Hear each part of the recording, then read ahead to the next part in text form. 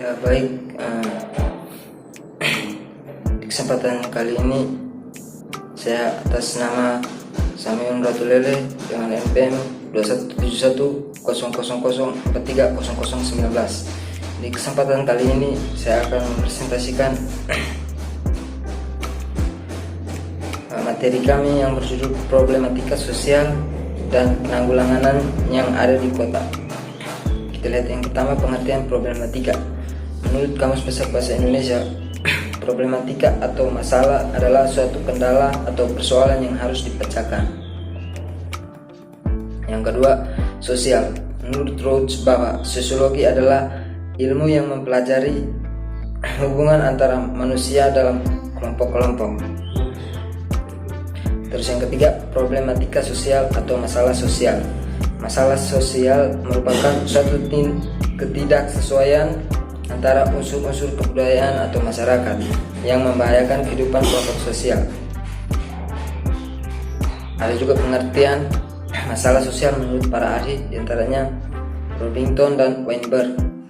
Mereka mengemukakan bahwa masalah sosial adalah suatu kondisi yang dinyatakan tidak sesuai dengan nilai-nilai yang dianut oleh sebagian warga.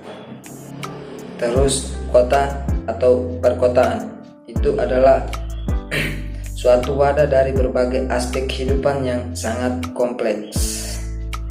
Terus kita masuk pada problematika sosial yang ada di kota, yaitu yang pertama, kemiskinan.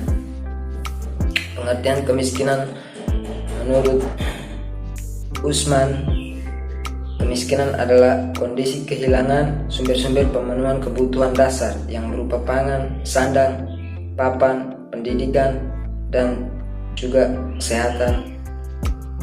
Menurut Sumodiningrat, masalah kemiskinan pada dasarnya tidak hanya berurusan dengan persoalan ekonomi, tetapi bersifat multidimensional yang dalam kenyataan juga berurusan dengan persoalan non-ekonomi, diantaranya sosial, budaya, dan politik. Terus ada juga penyebab kemiskinan.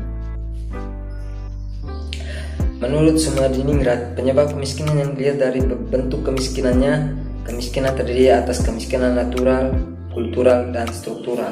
Menurut Hago mengatakan bahwa penyebab terjadinya kemiskinan di kota karena adanya migrasi dan kesenjangan sosial ekonomi.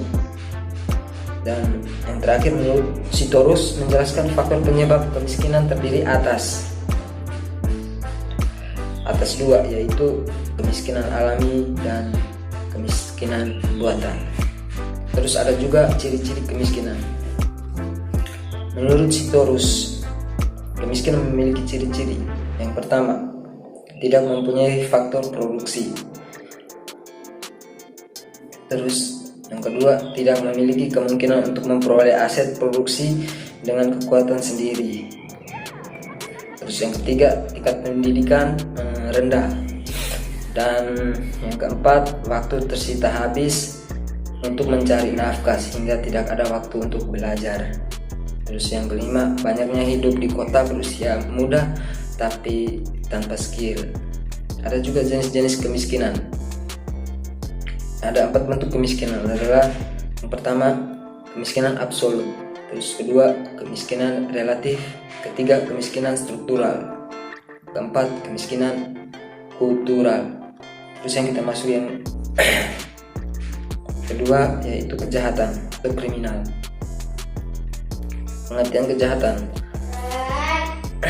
Kejahatan dilihat dari berbagai sudut pandang. Yang pertama, sudut pandang hukum,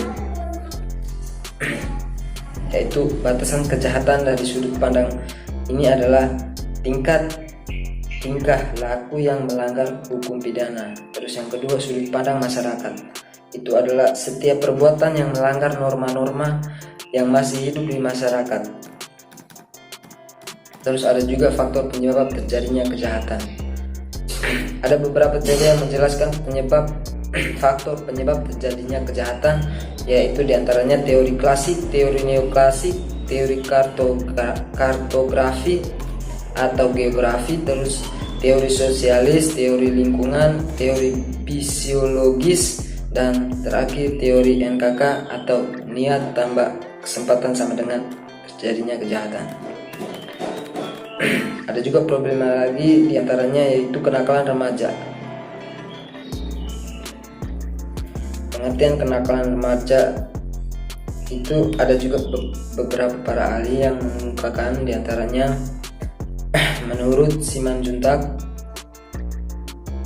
kenakalan remaja merupakan gejala sakit patologis secara sosial pada anak-anak dan remaja yang disebabkan oleh suatu bentuk pengabdian sosial sehingga mereka mengembangkan bentuk tingkah laku yang menyimpang.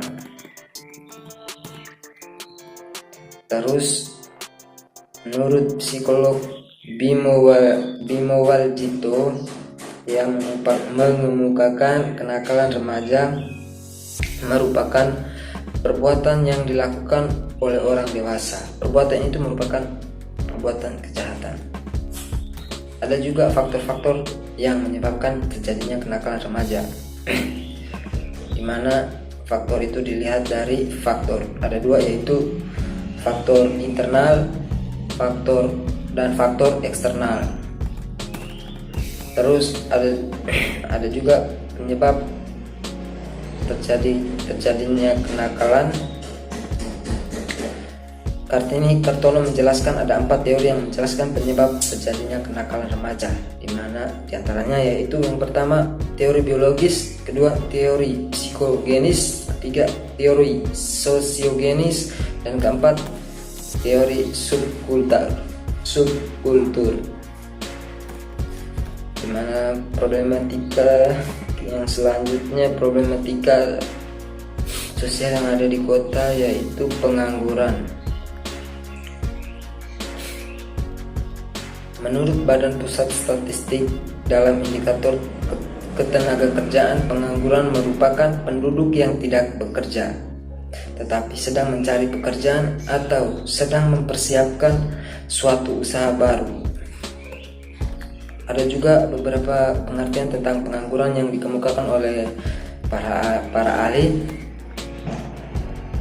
di mana yang pertama Sadono Sukino mengemukakan pengangguran adalah keadaan seorang yang tergolong dalam angkatan kerja, ingin mendapatkan pekerjaan akan tetapi belum memperolehnya. Terus kita masuk pada penyebab terjadinya pengangguran. Yasmin Anwar dan Adang menjelaskan bahwa faktor yang berkaitan dengan terjadinya pengangguran adalah inflasi dan pertumbuhan ekonomi. Di sini juga ada jenis-jenis pengangguran berdasarkan penyebab pengangguran dibagi menjadi 4 kelompok, yaitu pengangguran friksional atau transisi. Terus yang kedua pengangguran struktural, dan yang ketiga pengangguran alamiah, dan keempat pengangguran konjuktor penawaran. Ada juga upaya-upaya penanggulangan problematika sosial. Yang pertama kemiskinan. Itu kebijakan strategi penanggulangan kemiskinan ini menurut Gunawan Sumodiningrat, kebijakan pengentasan kemiskinan dapat dikategorikan menjadi 2, yaitu kebijakan langsung dan juga kebijakan tidak langsung. Kebijakan tidak langsung ini juga meliputi yang pertama upaya menciptakan ketentraman dan kestabilan situasi ekonomi, sosial, dan politik. Terus yang kedua mengendalikan jumlah penduduk, yang ketiga melestarikan lingkungan hidup. Dan kebijakan langsung itu juga meliputi yang pertama pengembangan data dasar dalam penentuan kelompok sasaran, dan yang kedua menyediakan kebutuhan pasar, ketiga menciptakan kesempatan kerja, keempat program pembangunan wilayah, dan kelima pelayanan pengkreditan. Terus ada juga strategi program penanggulangan kemiskinan. Itu dimana kita lihat yang pertama, mendorong proses transformasi sosial dari masyarakat tidak berdaya atau miskin menuju masyarakat berdaya. Terus yang kedua, mendorong proses transformasi sosial dari masyarakat berdaya maju menuju masyarakat mandiri. Dan yang ketiga, mendorong proses transformasi sosial dari masyarakat mandiri menuju masyarakat madani. Yang selanjutnya yaitu kejahatan atau kriminal. Di sini juga ada upaya penanggulangan kejahatan terdiri atas 3 pokok, dimana kita lihat yaitu yang pertama preemptif, yang kedua preventif, dan yang ketiga represif. Dan yang selanjutnya kenakalan remaja. Kriminolog Surjono mengemukakan asas umum dalam penanggulangan kejahatan yang banyak dipakai oleh negara-negara yang telah maju terdiri atas 2, yaitu cara moralitas dan yang kedua cara abolisionistik. Dan yang selanjutnya pengangguran. Strategi program pengangguran yang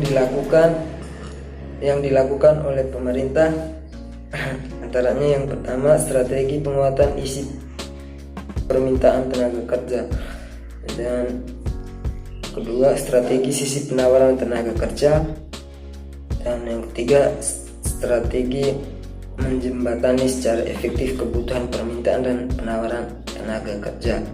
Ada juga langkah-langkah pemerintah dalam mengatasi pengangguran, di mana yang pertama rencana pembangunan, terutama dalam menyusun prioritas pembangunan, terus program pendidikan, terus rencana kebutuhan latihan nasional, terus rencana tenaga kerja nasional, dan yang selanjutnya kebijakan di bidang penanaman modal, terus program dan proyek-proyek perluasan kesempatan kerja yang disentir oleh pemerintah. Oke, mungkin itu saja yang dapat saya sampaikan. Kurang lebihnya mohon dimaklumi. Dan sekali lagi saya ucapkan terima kasih.